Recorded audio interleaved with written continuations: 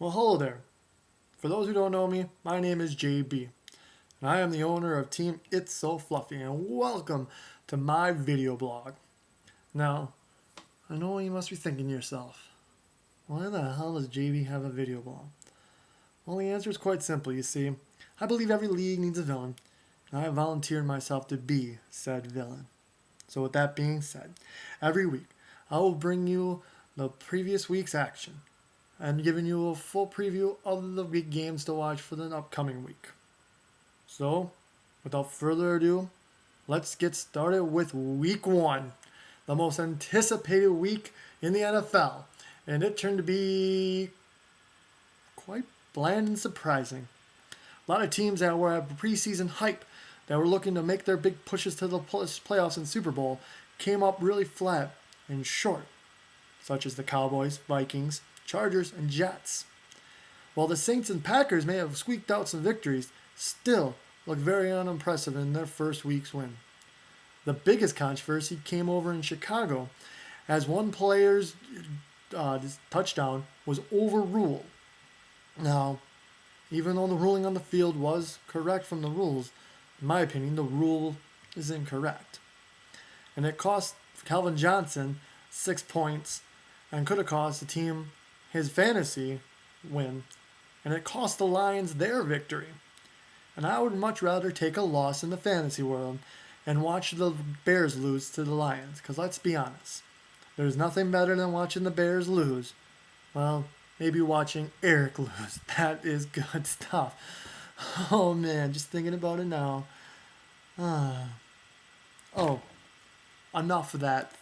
Let's get some awards, shall we? Each week I'm going to be giving out 4 awards. So let's get started with the Best Player Award, who goes to the player that overachieved their projected fantasy points. And that award goes to Arian Foster of the Houston Texans, who was projected to get 15 points, but thanks to a very soft, and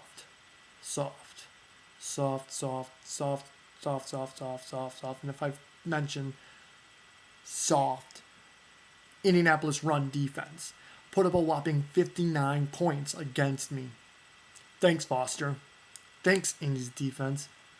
You almost costed me a victory. Almost. The worst player of the week goes to the player that underperformed to the projected stats, and that goes to none other than Raminar Dixons. I'm looking in your general direction. That's right, Kevin Cobb, quarterback of the Philadelphia Eagles, projected to get 34 points, but only got a whopping 5.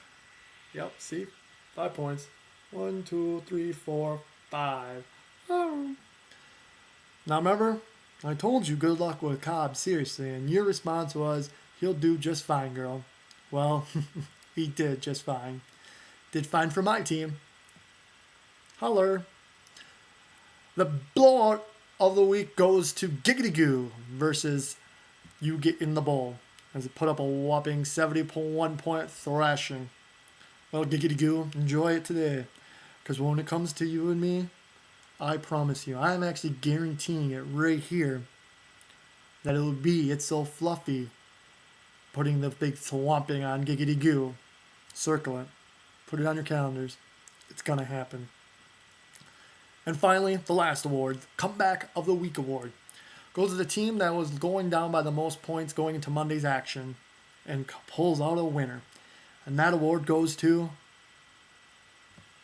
It's So Fluffy. Yeah. Woo! You're number 1. Down by 41 points going into Monday's game, having Phillip Rivers and Anquan Bolden versus Jamal Charles.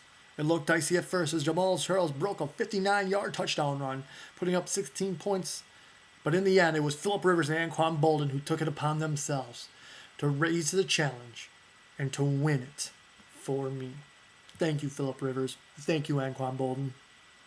Much appreciated. So, let's look forward to 2 big matchups coming into week 2. 2 battles of undefeateds. We got Giggity Goo going versus Cerveceros.